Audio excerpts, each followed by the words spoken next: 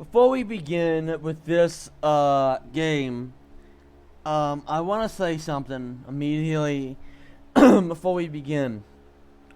The game that I'm about to do is a bit serious. It is probably the most serious game I have probably ever done. And it is about suicide. Um, and I'm gonna boot this game up. And when it boots up, I'm going to tell you guys what I think about suicide. But yeah. This is probably going to be a bit of a downer. So I apologize in advance. So,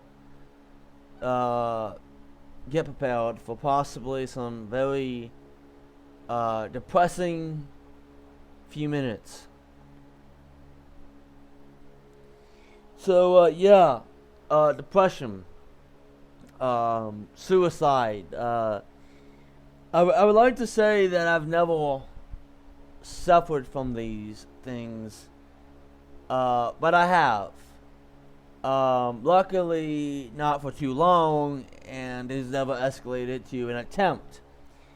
But I understand there have been moments of doubt that have entered my mind, and thoughts of suicide are like any other problem that can be fixed.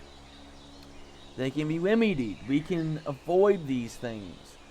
Now, a lot of people might say, well, thinking of committing suicide, that's just you trying to get attention. No, it is not. Okay, there was a difference between people who act like everything is just so horrible and people who are seriously considering killing themselves, okay? Placing people who are considering or has attempted to end their life in the same group of people who are basically making a bunch of nonsense because they want to get attention and pity, that's not the same fucking thing, and shame on you for even thinking it, alright? People who are thinking about committing suicide or have made the attempt to commit suicide are people who need help. They seriously need someone to give a shit. And unfortunately, in a lot of cases, the people who need to give a shit do not give a shit. Teachers, parents, family members, best friends, girlfriends, boyfriends, people who honestly should care enough about their loved ones, their friends, and their students, but for whatever reason would rather just act like everything is fine, everything is going to be okay, and that if you ignore it, it'll go away. No, you want to know why people go into these schools with guns and kill everybody? Because you did not care enough to intervene and show them that life is not that bad. That they got people who will help them through whatever fucking problem they got. But instead of doing that one simple thing that takes 2 fucking seconds out of your damn day, you'd rather just say, no, it's not my problem, it's not my kid, it's not my problem, and just look the other way. And then, a couple weeks later, you find out in the newspaper or by a phone call that kid you could have fucking saved committed suicide because you didn't give a crap.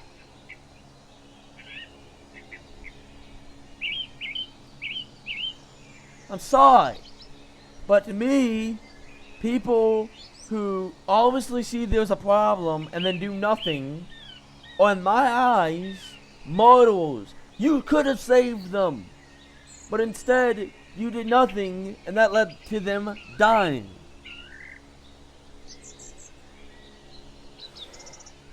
And to me, that's about as bad as committing the murder yourself. Because you could have done something about it. And you didn't. You chose not to.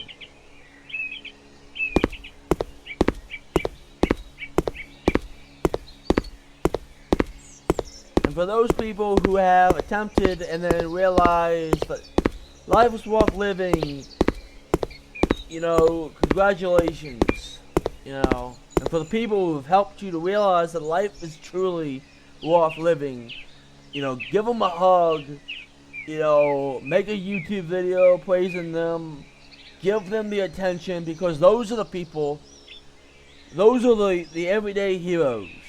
The cops, the firefighters, the people who take 2 seconds out of their damn day to help a kid in need, to help someone in need.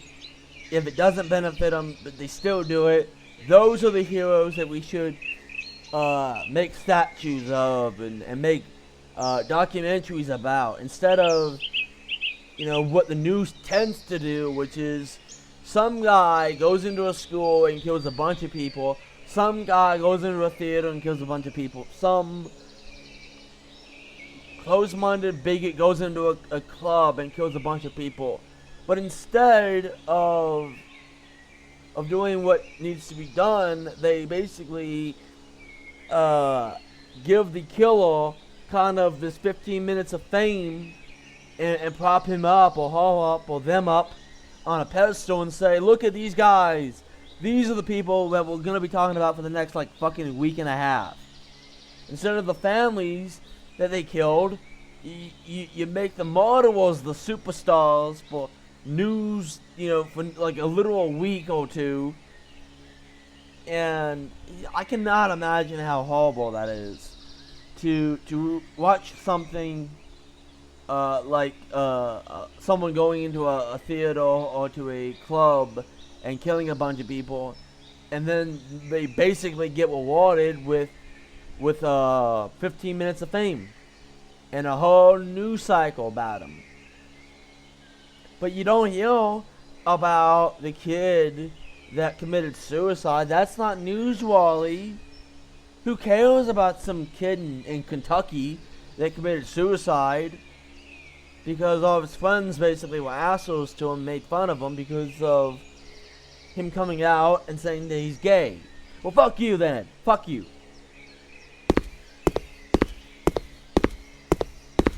Hi, my name is Cody, and this is my experience with suicide.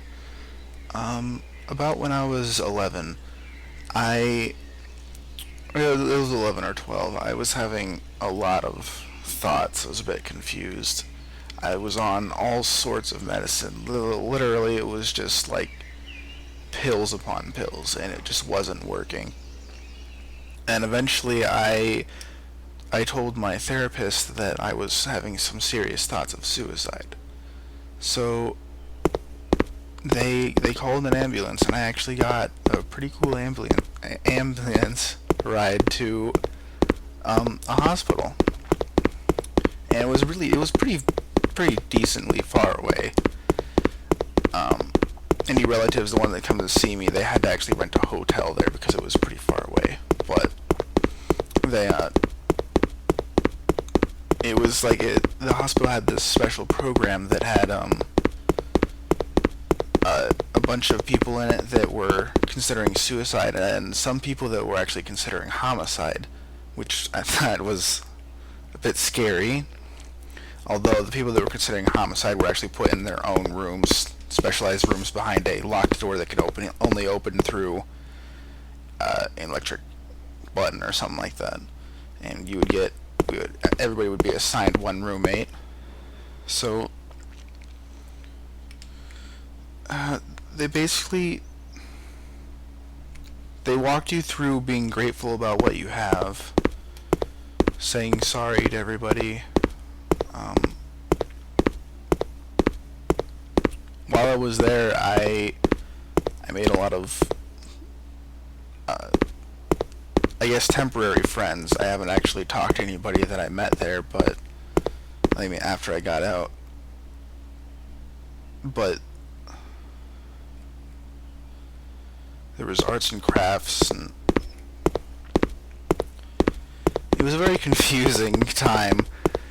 But when they changed my medicine there, And I don't know what happened, but while I was there, I got taught this one thing, this one technique that has really helped me. And I actually haven't had to use it in a while, but it's, I guess you could call it meditation, but it's not really that. I guess it is, I don't know.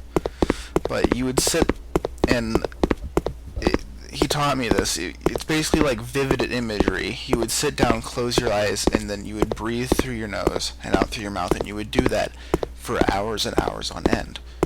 And if you did it right, you would actually go into some sort of like dream state where you can smell what's in your dream. You can feel what's in your dream. And I managed to actually do that. What I liked to do was I liked to think that I was in a city setting, that I was just walking through the city. Because I really like cities. Nature's cool and all, but nature's also scary. And that's what helped me get through my suicidal thoughts. I guess that's about all my story.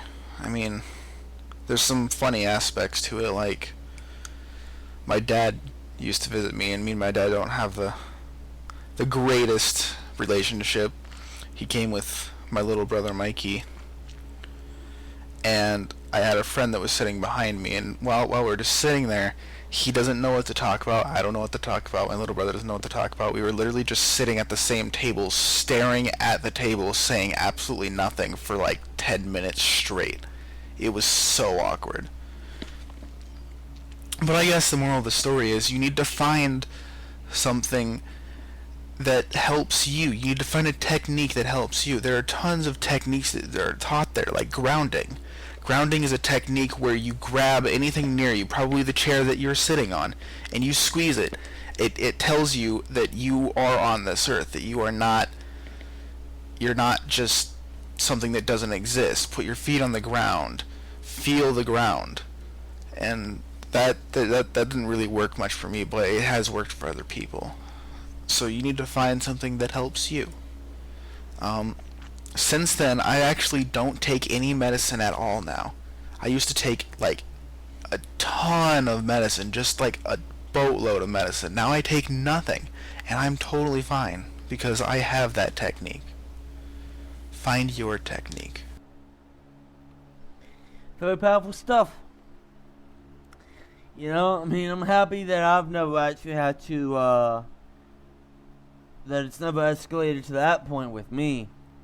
Well, I'd have to go to a place and yeah, here's the thing, this might sound kind of like a dickish, asshole, kind of mean-spirited thing, but I think that when people go to these places where they're basically told you're special, you know, all that nonsense. You know, it's like, I think the best thing that you could do is just basically, here's what I would want you to do. And I'm not a fucking expert, obviously, but this is what I think would be the best way to do it. Is to ask them, like, what is their best memory? Like, the happiest memory, right? When they were the most happy, when everything was fucking sunshine and rainbows, right? And then basically, like, tell them, okay, whenever you feel bad, whenever you feel like ending your life is the best option, I want you to think about that memory.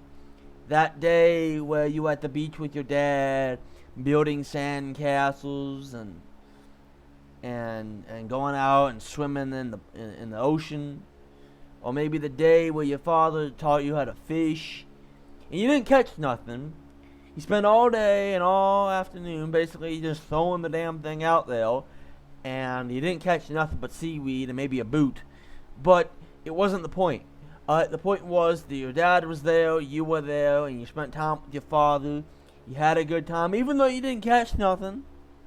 It was the fact that, you know, He could have done something else, way more productive, way more meaningful, but he spent the time with you, taught you how to fish, and yeah, you didn't catch nothing, but that wasn't the point. The whole point was spending time with your dad. Spending time with your family. Think about that memory. And that's the thing you cling to in the dark times and the bad times, because everything gets better. Even the worst storms, even a hurricane or a tornado, an earthquake, everything passes. Eventually, the storm will stop. The twister will go back into the sky and dissipate. The hurricane will pass. The earthquake will stop. Alright? Everything will get better. Eventually, the sky will clear and you will have white puffy clouds again, and the sun will shine, and you will rebuild your house, and you will go and you will continue with your life. All bad things will pass. All the hard times will end. And that's what you gotta remember. That eventually everything stops hurting. Everything gets better. I mean, even when there's a forest fire and you think nothing will grow, give it a few months. Okay? Come back the next year and you will see seedlings growing where there were dead husks from the forest fire. You will see vegetation, grass, plant life, flowers, animals. They will come back.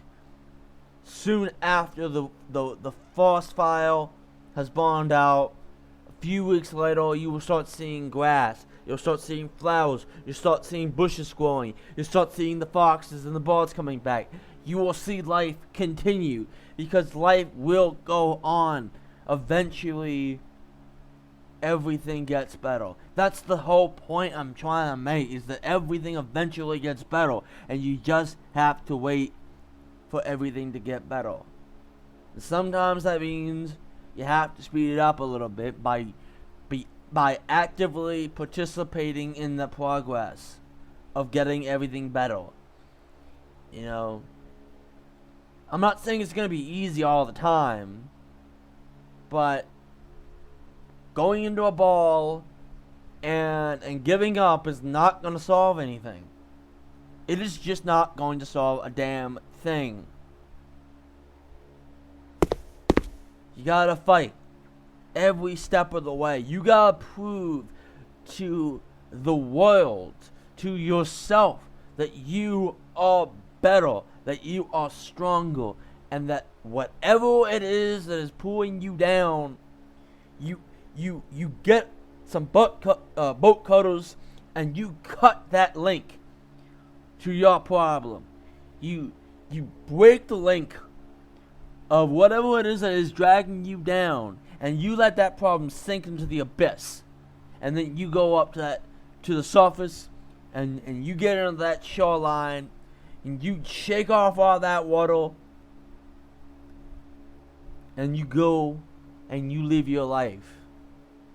I don't know why I got that metaphor from. It's just that was the best way. I was thinking of like God of War for some reason. I don't know. Alright, so let's do this fucking 17-minute long thing. Hey, what's up everybody? My name is Parker, owner of the Steph Plays channel on YouTube. I do a lot of gaming, but I am here to talk to you guys about depression and suicidal thoughts, which is kind of an awkward and it's not really a topic that a lot of people want to be talked to about, but it is a serious problem affecting a lot of teens in today's society. So I'm 18 years old now, and I just recently, probably less than 4 months ago, got out of the hospital for depression problems. I wasn't really in there for long, but I just I lost contact with a lot of friends and family, and there's a lot of things I'm not proud of that I did in that time, but I am here to kind of share my story and tell you guys that there still is hope. You just have to seek it out. Even though it is tough, you have to seek it out. So I was just starting the 8th grade, which my 8th grade year was awesome, like absolutely great. Everything went perfect. I had the dream girl. I was top in the sports. I was like state ranked in basketball my 8th grade year.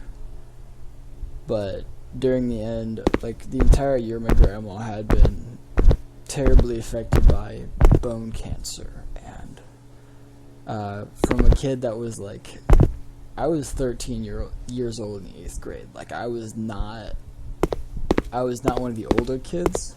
Like I didn't get my license until I was a junior in high school, and that's like late. Like I had friends getting it when they were a sophomore or freshman. Like it was weird, but still, like there was the death of my grandmother affected me a lot. Like it was on the 8th grade recognition. I don't know if you guys have that, but it's for sports, kind of like a senior night except for 8th graders, or 8th grade recognition night. So my family was not able to be there, but they were at my house whenever I got back from the game, which I didn't know how my grandma was doing, but she ended up passing the next night. Of course, that affected me probably way more then than it would have now, because like I was extremely emotional. It was the first like major death in my life. I love my grandma so much. So I kind of dealt with that for a little bit. I just went into a real big slum because I didn't know what to do, you know? I kind of kept my thoughts to myself. I didn't really know what I was feeling because I'd been happy my whole life, and all of a sudden there was just this sudden dread coming over my life. So I just kind of went along with it. I kind of distanced myself from my friends and all that stuff. But coming into my freshman year of high school, the basketball team, especially like the senior boys, were not fans of me at all. Like they knew my basketball skill and they wanted to tear me into the ground. Like that might be like really bad to say on my part, but it's true. Like some of them will come up to me now and they'll just apologize because they feel so bad for what they did to me then. But like at that time, that's what they're seniors, juniors in high school. That's probably what I did to somebody I didn't even notice, and I need to go back and to apologize to those people probably. But I don't know who I did that to yet. I don't know if I did or I did not. That's just how I was treated. So every chance they got, they would try to tear me to the ground verbally or abusively, like even in the locker room. I mean, sometimes I just get shoved into locker rooms or punched, spit at, verbally abused, all that good stuff. So, I mean, especially from someone who's 14 at this time, 15 maybe, I don't even remember what age I was. I was 14. I was 14 at this time. But I was just not, that was not the situation that I was meant to be in. I really wasn't. I mean, it's just a tough spot for me because I wasn't used to that stuff. I was always used to be I'm so used to being treated nicely that I didn't really know what was going on. So I started hanging out with these people, like, you know, those people you see walking around with like the skinny jeans and like the red band t-shirts and black long hair. Yeah, those are my friends. Like, they're still my friends today. I really enjoy being in their company because they're really, really nice people. They understand what it's like to be at the bottom. But I started hanging out with those people, and at that time, those people weren't exactly good for me. Because, I mean, they were all about depression, suicide. They were all about talking about what it's like. They were, like, all, like, extremely atheist when I grew up a strong Christian. That's just not where I needed to be. And going into my freshman year, just a few days after homecoming, my cousin, I didn't really know him that well, but he did end up going to the school that I attended that year, and I got really close to him, and he ended up committing suicide later after that, and that affected me as well, because I mean, in less than a year's time, I had 2 family members who had gone in the most terrible ways that you could imagine. I mean, bone cancer, she suffered for 2 years, and she had to go out like she did. And my cousin struggled with obesity, shot himself because so many people were verbally abusing him. That's not how you're supposed to treat people, to the point that they want to take their own life, you know? It's hard, you know. It's hard for so many people. But so going on later, the next year I was heavily into music. Like, I was in a band. I did metal vocals for a band. I did a lot of the screaming stuff that people either get afraid of or terrified of. I still do it because I enjoy music. I am a music fanatic or whatever. Like, earlier today, I was doing music with my friend Jasmine. We had just did Bring Me to Life by Evanescence, and we did the hardcore cover Payphone, which was already a cover by Crown the Empire. If you know them, go check it out. They're great covers, I promise. But anyway, so going into that, I was heavily into music, and my friend was in a band that's very well known around the Illinois area. So I went to a band concert with him, and his girlfriend ended up introducing me to this girl that I immediately had feelings for. And she immediately had feelings for me, and we dated. It was the greatest 8 months of my life, and if I could, I would do absolutely anything to get her back. But in my stage of depression, that was not the right time for me and her to meet at all. But she made me so happy. I forgot about my depression. I still listen to music, all that stuff. I still did a lot of things that I shouldn't have. I was mean because of how people treated me and my depression. So she ended up breaking up with me after 8 months of dating. This time, this is the summer going into my junior year. She breaks up with me, and I'm absolutely devastated because that was my first love. So all these actions are hitting, like, during my high school career. The hardest 4 years of my entire life were my high school career. So after the breakup, I spent 3 months just doing nothing but laying in my bed. Like, my mom had to bring me my food, my water. She forced me to get out of bed, brush my teeth, shower, but that's all I ever did. Like, eventually later I ended up getting a job, and that was just to kind of keep my mind off things. But the only thing that was ever on my mind was this girl, and I just kept trying to figure out, like, why would she do this to me? She was perfect. She is the girl for me. But that's just not how it worked out. Like, I look back at it now, and I loved her so much. But would I date her again for what she did to me? No. I wouldn't go back to her. Because I have a girl now who treats me 10 times better than that girl ever did. I mean, I loved her, of course. I love the girl that I have now. I mean, she's wonderful. But at this time, this girl that broke up with me put me into a terrible state. After my junior year just started, just after that, I decided, like, I hadn't gotten any help. No one ever asked if I was okay, because I wasn't okay. What was I gonna do? I mean, I didn't know what I was gonna do. This was like the end of the world for me. So suicidal thoughts, wrangling in my mind, and I didn't know what to do. And it's just this circle of thought. They just kept swinging until it just got smaller, until it got to this one point that just kept circling around and around. There's only one way out. There's only one way out. And so I tried, but I failed. And you wanna know something? If I would have succeeded that day, I would not be here today with the life that I'm living right now. I was upstairs in my room, and I tied a rope to my fan, and the rope was around my neck, and I was about to kick the chair, just about to kick the chair. But you want to know something?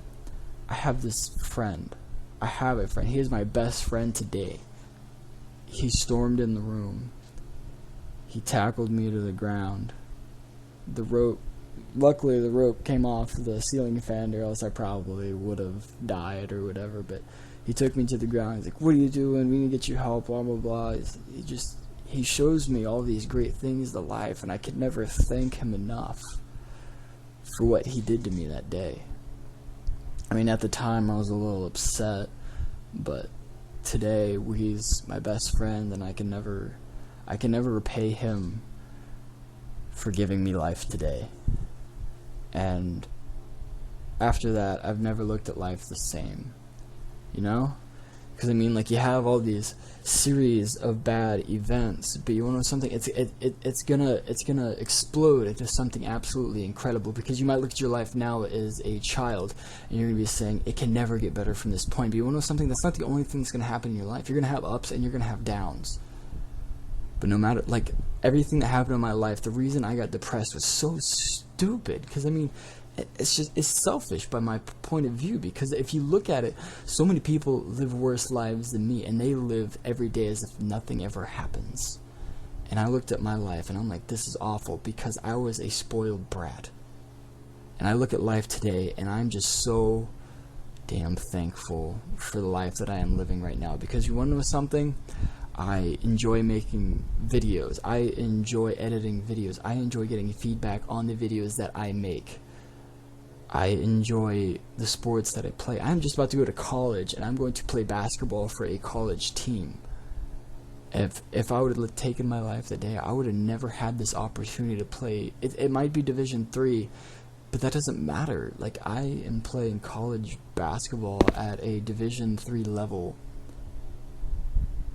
And that's absolutely amazing. I have a girlfriend now that loves me absolutely unconditionally. She's probably going to be my fiance within the next month, because I love her that much, and we've been dating for that long, and we're just absolutely certain about this one thing that we want. We just want each other.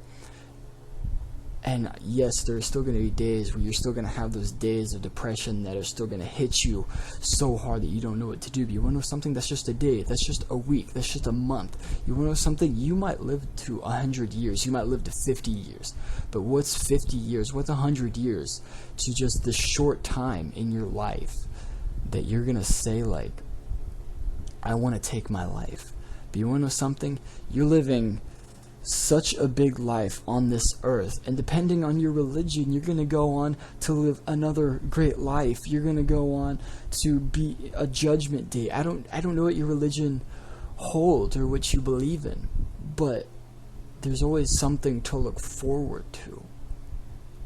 The short time that you feel depressed, find someone, whether it's a counselor, someone that you don't even, find someone online just to talk to, because I know finding someone online is so much easier to talk to. I had a friend about a month back. He was the very first best friend I ever had, back whenever I lived in Florida. That was 13 years ago.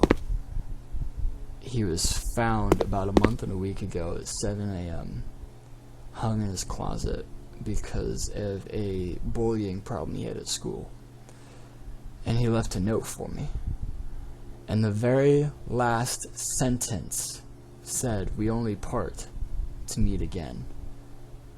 Which is kind of true. We're gonna part for the short amount of time, but we are going to meet again. But you wanna know something? Was it worth it? We could have met the next week. He could have talked to somebody. He could still be here living his life. His parents miss him so much. His friends miss him so much. I cried for like a week. I still miss him to this day. He will forever live in my arm with his saying and his death date. But he is my best friend. I can never forget what he did for my life. If he were still alive today, I would do everything in my power to keep him alive, because he was my best friend. Life is such a powerful motivation, because if you take someone's life away, if you take your own life away, that's just a permanent solution for a temporary problem. if you or somebody else is having any thoughts of suicide or they're having trouble with depression, there is a suicide hotline that you can call, and I recommend looking it up, and the person making this video might leave it in the description. I really hope they do. Or come find me on my YouTube channel and just talk to me. I don't care. I'll stay up with anybody just to talk about life in general. Heck, the person that's uploading this video, I'm going to give them my Instagram. You go follow me on there. Heck, you don't even have to follow me. Just message me, and I will message you back with anything that you have to talk about. I'll be there to listen. I'll be there to help. And if you decide to talk to me, I will never stop believing in your life, because your life is so important to me. There's so many people out there that love you, and if you take that away from them, they can never get you back.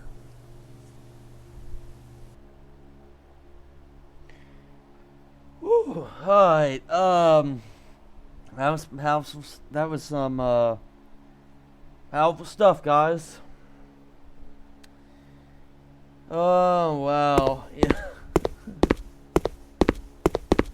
But, yeah. Final thoughts. You know, life.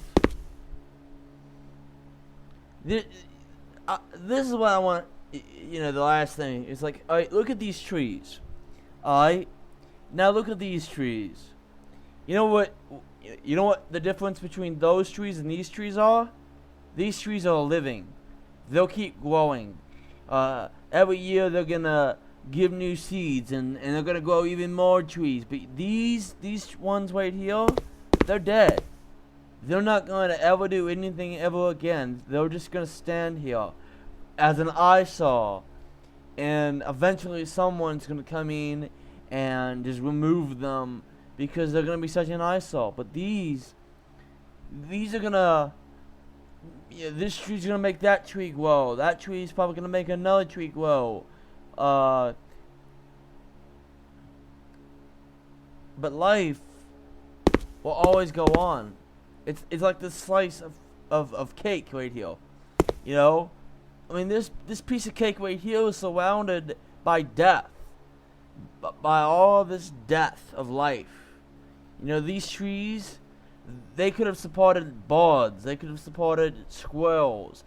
Different kinds of insects. But instead they're dead. You know, they're never going to contribute to nature ever again. These trees will.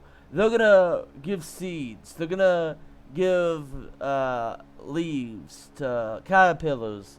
They're going to give twigs to birds. They're going to give a home for birds, insects, squirrels, and anything else. You know, they're going to give the fuel, the material to build the dams for beavers. But these are just going to stand here, you know. And this is like what you could enjoy if you just don't commit suicide. You could enjoy this slice of cake, you know. Or you can be dead and not enjoy this piece of cake, you know. There's always, you know, that choice. Do you want to live and enjoy life, or do you want to die and be put in the ground? I choose life.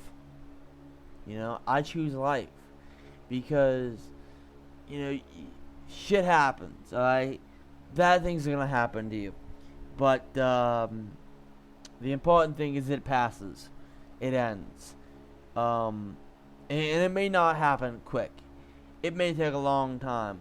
But eventually, you're going to wake up one day, and you're going to look at your life, and you're going to realize that I had bumpy moments in my life. You know? And, I often sit in my room, and I think, you know, I have an active imagination. That's one of the things I like about myself, is that I have an active imagination. When I was in school, middle school, high school, you know, grade school, preschool, whatever, I always had an active imagination. Whenever I did my assignments, whenever I was just going to sit there and basically do nothing, I had the active imagination. I can't tell you how many times I fought in the Battle of Hoth, or participated in the battle for the second Death Star, in its destruction.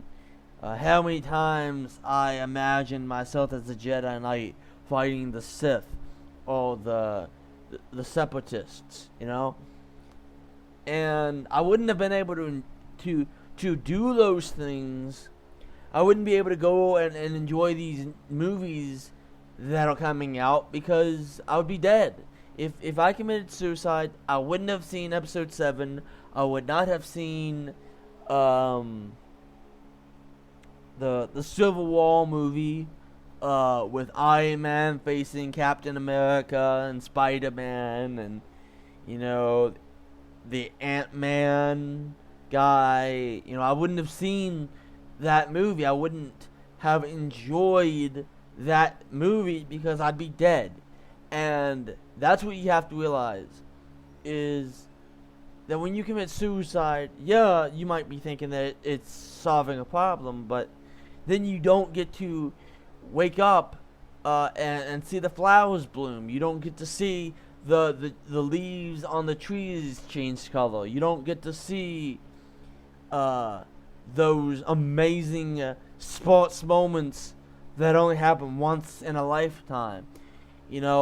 Where a team that seems like they're gonna lose somehow, by some twist of fate, pulls a 180 and then continues on and wins the big prize.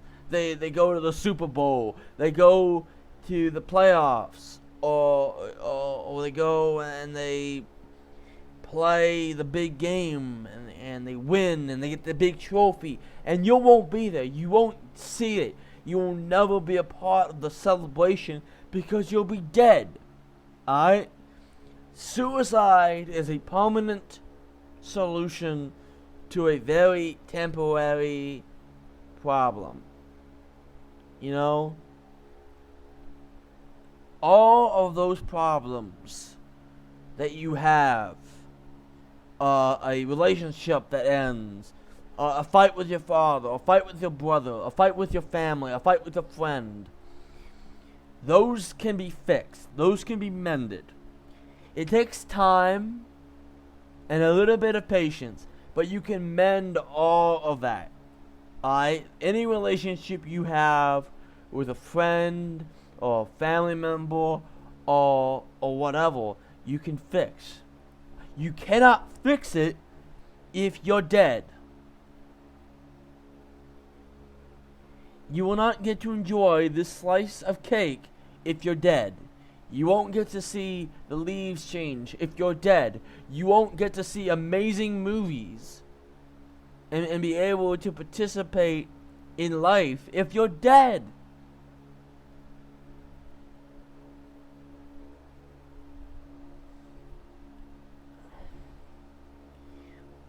Going back to my imagination, when I was in my I say about 22, 23 years old, I thought of a picture that, as far as I know, does not exist. It's just a painting in my mind, and it's of an old man with a cane, wrinkled, hunched, very tired. He's waiting. He's just waiting for that blissful sleep. Alright, he's patiently waiting. Alright, and he's on top of a hill, and he looks back, and you can see the path he took to get to the top of that hill. And in the distance, you might see some thunderclouds. You might even see a bolt of lightning. And then somewhere in the distance, you might even see a meadow with a bunch of flowers. And a single tiny tombstone. And then you keep going, and you see a small town in celebration. You know? Now all those moments are symbolic. The thundercloud represents a tough, a period in his life where everything seemed to be against him. It seemed that the water was against him. You know, a big problem, a challenge. It seemed to be a problem that you could not conquer, but he did, and he surpassed it, and he moved on, and he had a loss. He had a terrible, terrible loss. But because of that loss, because of that sacrifice, something beautiful came out of it. Right? So maybe he and his wife got pregnant, right? His wife was pregnant and she died giving childbirth. The tombstone would represent her death. But the meadows of the flowers represents life. She gave her life to give life. She gave life by giving life, right? And the town in celebration could be, a happy moment. Maybe that child of his or children of his graduates high school or becomes a doctor or becomes a lawyer. Something worth celebrating. And sure, there were problems along the way, I'm sure. Arguments that he had. But at the end of the day, when he's on that hill and he's looking back on his life, yeah, he's gonna see the valleys. He's gonna see the canyons, the low points, the marshes. But you know what he's also gonna see? He's gonna see the mountaintops.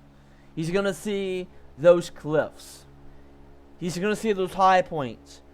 Well, everything was good and everything was perfect and he was happy. And he was surrounded by people he loved. And he enjoyed life. And now he's waiting on that mountaintop. And he's gonna embrace that friend when his bony fingers grab him by the shoulder to lift him up and take him on just a little journey, a little farther, a little more, and you'll be home. You just have to get up and take maybe a few more steps, my friend, and you'll be home. And that old man will not fight that friend. He will embrace his friend. He will turn to his friend and he will hug him. And the old man and the man in the cloak and his bony fingers with his scythe or whatever the hell that thing is, he's gonna walk into the darkness and he's going to have the nice, blissful, long sleep that we all will eventually get to enjoy. And he will know that he lived a life worth living. He didn't take the easy way out. He didn't quit. He fought on. And eventually, he got to go to sleep knowing that he has lived his life to the fullest ability. And yes, he's leaving now. But he knows that what he leaves behind is greater than what he began with.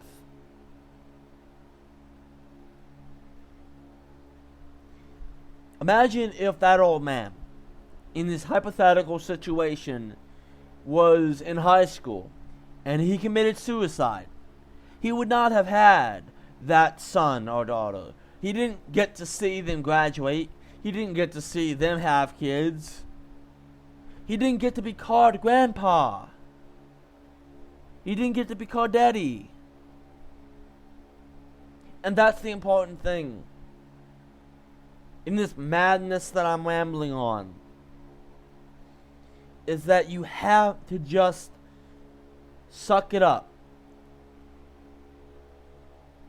and continue, it's gonna hurt. I understand it's going to hurt.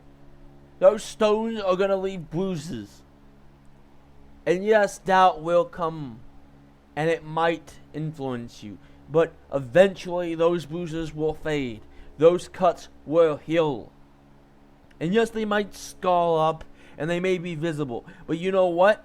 Those scars, those visible wounds, are evidence of how badass you are. Of how tough you are. You know, I have scars on my body, on my arms, and my legs. But you know what? I don't look at them in anger. I look at them with pride, because that meant something. Something came at me, wounded me physically, mentally, emotionally, but that didn't stop me, guys. I got up and I kept going. And I ate that cake. And I enjoyed that cake. And you'll get to enjoy it too.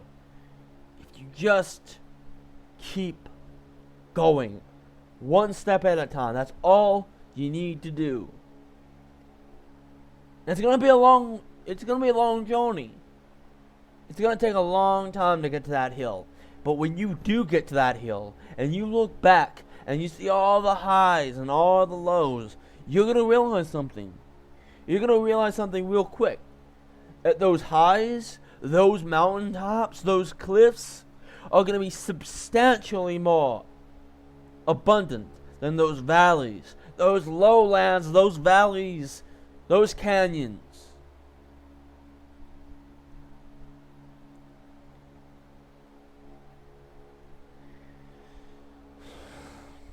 Thank you for sitting here for probably like over a half hour listening to me ramble about nonsense. But thank you. And for those people who have thought about committing suicide, or people who have had to suffer because of it, let me tell you this. Space Arbus Gaming is with you. Yes, this channel is mostly gaming, and while this isn't really gaming, I did want to use this to give my support to those who might be thinking about doing the deed. And I have to say this: do not do it. Do not be weak. Do not be a coward. Be strong. And you may think that that's easier said than done. But imagine if you do give up. Imagine what you leave behind.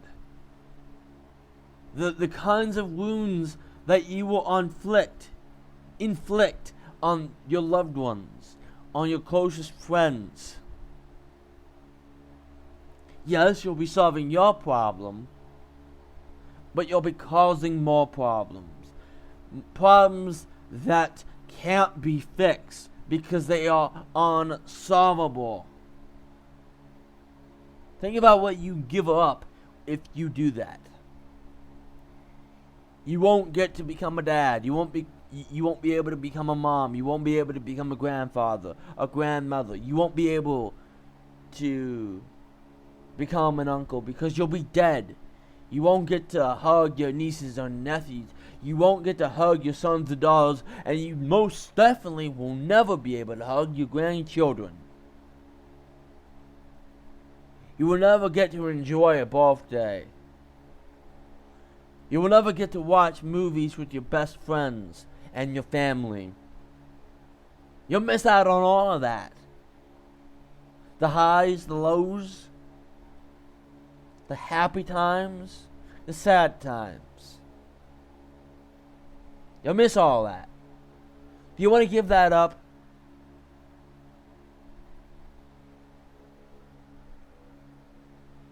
No one should ever give that up. I don't want to give that up. And I know it will. The only time I'll die is when my time comes. And not a second sooner.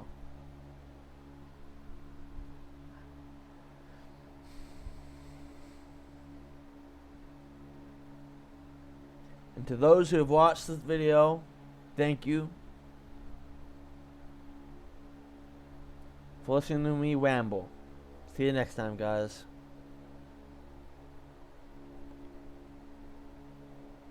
Rambling for almost an hour.